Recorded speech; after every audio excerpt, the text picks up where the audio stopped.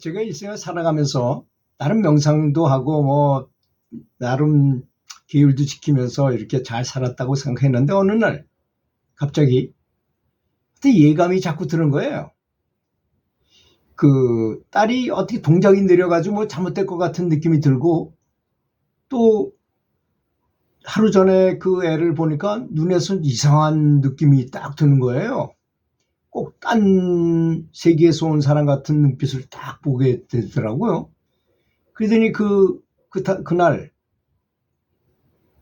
그 사이드 브레이크를 잠그자는 그 차가 평지인 줄 알고 그랬겠죠. 그 여자는 그 동사무소에서 차를 세워놓고 평지인 것 같았는데 그 고발삭한 언덕길이었던가 봐요. 그래가지고 길 건너가는 우리 딸을 치여가지고 보도로 걸어가고 있는 딸이 그 저절로 굴러온 차에 의해서 사망을 했으니 참 얼마나 통탄에 맞을 일입니까? 26살밖에 안 되고 그 아름다운 우리 딸애가 사망을 한 거예요. 그 아픔이라는 건 정말 상상 초월이더라고요. 그래서 아내는 교회를 다니고 저는 명상을 하는 사람이었는데 뭐 명상은 전혀 안 되더라고요. 너무 슬퍼서. 슬픔이 물밀듯 밀려온다는 표현이 있잖아요. 그거보다 더 물이 아니라 이건 파도가, 성남 파도같이 밀려오는 것 같은 느낌이 들더라고요. 아침에 일어나면 눈 뜨기가 싫어요. 살기가 싫은 것 정도로 그렇더라고요. 괴롭더라고요, 마음이. 근데 나보다도 아내는 어떻겠어요? 여자는 모성애가 있고 더 그렇잖아요. 그래서 이거 안 되겠구나 싶어서 어깨에 붙들고 그냥 아무렇게나 막 기도하게 되더라니까요. 아무렇게나.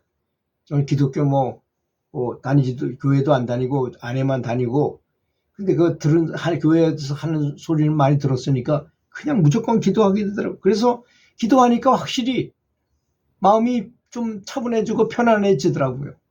그래서 이렇게 하면 안 되겠구나 해서 인터넷에서 기도문을 많이 만들어가지고 이제 그걸 짜집기 해가지고 만들었어요.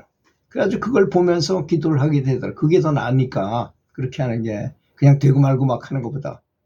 그렇게 하니까 좀 낫고, 또 아내가 또 못 살 것 같잖아요. 그래서 기타를 치면서 찬송가를 배워서 한국인이 제일 좋아하는 30가지 찬송가 이런 것들 중에서 골라서 찬송가를 계속 불러줬어요. 아내를 위해서 불러주는 거죠. 나보다도 저 사람이 더 힘들 것이다 라고 계속 그렇게 할 수밖에 없더라고요. 그리고 또 슬픔이 너무 강하니까 뭔 일이나 손이 안 잡히고 그럴 거 아닙니까? 너무 슬프고 하는 일마다. 그런데 슬픔은 슬픔을 몰고 온다고 또 배신하는 또 어떤 사람이 있어가지고 배신감에 또 몸부림을 쳐야 될 정도로 힘들었어요. 그래서 제가 여러 가지 조치를 취하지 않으면 내가 죽겠구나 하는 생각이 들 때가 있었어요. 그래서 첫 번째로 한 것은 숲길을 걸었습니다. 걸으면서 연부를 했어요. 근데 신기하게도 그렇게 슬프고 괘씸하고 하던 분노심 이런 것이 숲길을 걸어서 한 30분 이상 1시간 정도 이렇게 걷잖아요. 그러면 싹 사라지더라는 것입니다.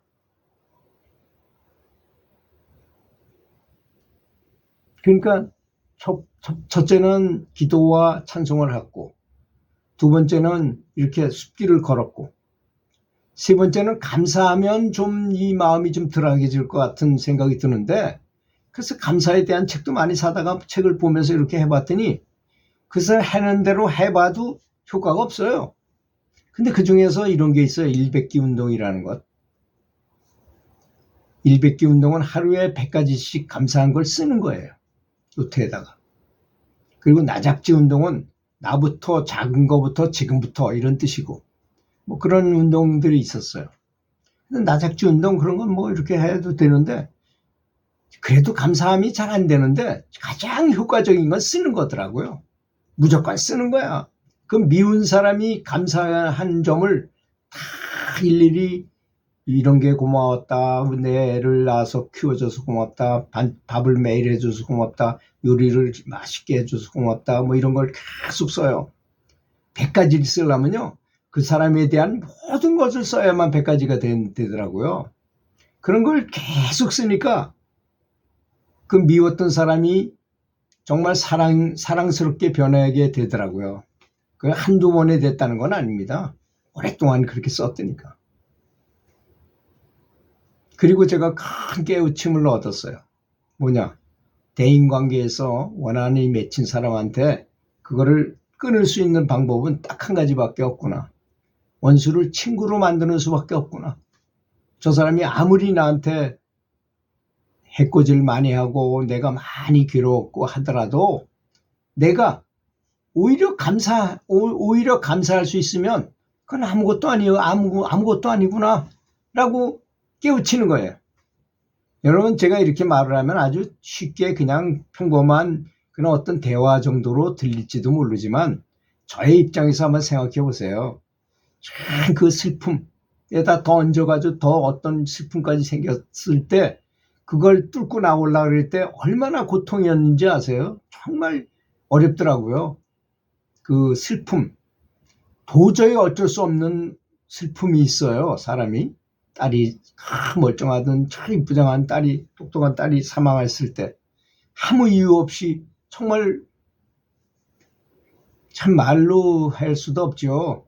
또 저는 인과를 알기 때문에 그 사람이 죽였다 해서 그 사람한테 가서 큰 소리 치니 뭐합니까? 이미 사망을 한데 그 사람한테 원수를 갚으면 원수가 원수 될 수밖에 없잖아요. 그래서 저는 일체 그 사람을 만나지도 않았고 뭐 검찰청에서 오라 그래서 가서 봤지만 그 사람이 뭐 있건 말건 그냥 상황을 봤는데 검찰청이라는 곳에 갈 곳이 못 되더라고요. 가보니까 정말 사기가 그 아주 안 좋은 일들만 관리하는 데잖아요. 가보니까 정말 안 좋은 기운이 엄청나게 많다는 것을 그때도 느꼈어요. 그래서 뭐 그분하고는 아무런 감정 없이 그렇게 아무런 저거 없이 그냥 살도록 그렇게 노력합니다. 그건 잘 해결이 됐어요. 그 다음에 집으로 돌아올 수가 없더라고요. 아내도 집에 오면 딸 생각이 나가지고 들어올 수가 없어요. 그러면 서로 정문으로도 못 와요. 정문 쪽에서 사망을 했으니까. 그래서 후문에서 만나가지고 같이 집에 들어와서 있다가 또 갈 때는 퇴근할 때는 내가 나가면 그 사람도 같이 나가는 거야. 바깥에 가서 놀다가 내가 또 퇴근하면 같이 만나 들어오고 이런 생활을 할 수밖에 없다가 얼마 후에 곧 집을 옮겼어요. 다른 데로. 그 마음을 잊고자 해가지고. 그 마음을 잊는데 한 7년 정도 걸리더라고요. 6, 7년 정도 걸려요. 그래서 이제 한 5년 지난 다음에 다시 우리 집으로 다시 돌아왔어요. 그쪽에 전세로 좀 살다가 다시 우리 집으로 돌아왔어요. 그러니까 괜찮더라고요. 그 다음에 뭐 지금은 완벽하게 괜찮아졌지만 그게 괜찮는 게 참 그렇게 쉽지 않더라고요. 그래서 저는 감사에 대해서 누군가한테 말씀드릴 때는 반드시 100가지 감사를 한번 또 감사를 쓰면 왜 좋다는 거는 제가 말씀 많이 드렸죠. 전 미국에서 토론대회에서 1등을 해가지고 미국에서 토론을 잘한다는 건 굉장히 중요하게 생각해요. 우리나라 같지 않습니다. 우리나라에도 대통령 선거할 때 보면 이렇게 모여가지고 사람들이 서로 이렇게 토론 같은 걸 하잖아요. 그전에는 모 후보를 보니까 그분이 아주 굉장히 IT에도 밝고 뭐 이런 분인데 좀 그런 쪽으로 얘기하면 아주 굉장히 좋았을 것 같은데 남 트집만 자꾸 그러더라고요. 그런 토론을 잘 할 줄 몰라서 그런 거예요. 우리나라는 토론 문화에 익숙하지 않아서 그때 점수를 많이 딸 수 있었을 것 같은데 오히려 못 따고 뭐 이런 걸 보니까 토론을 잘하는 건 굉장히 중요한 것입니다. 이 사람의 이 사상이 어떤지를 다 볼 수 있는 거기 때문에. 그래서 이제 토론을 1등을 한 여학생이 있었는데 너무너무 똑똑해서 대학에서 그 학생을 막 스카우트 해가지고 가려고 했는데 그 기자가 어머니한테 물어봤어요. 어떻게 키웠길래 제가 저렇게 똑똑합니까? 했더니 어릴 때부터 5가지씩 감사한 거를 매일 와가지고 엄마한테 얘기를 하고 같이 토론을 했다는 거예요. 감사한 걸 자꾸 찾아내려고 그러잖아요. 그러면 정말 똑똑해져요. 이게 100%입니다. 확실히 그래요. 아주 사소한 일에도 계속 감사한 걸 찾아내 보세요. 아주 현명해집니다. 행복 호르몬도 많이 나오게 되고 또 아이디어도 많이 좋아지고 여러분 아이디어 하나만 잘 발명해도 삼각 팬티 만드는 사람이 떼부자가 된 거 아시죠? 이게 아이디어 하나만 발견해도 재벌이 될 수도 있는 세상입니다, 사실. 그러니까 감사한 거를 계속 쓰고 감사한 생각을 하고 늘 감사하십시오. 반드시 성공하고 좋은 일이 있을 것입니다. 들어주셔서 감사합니다.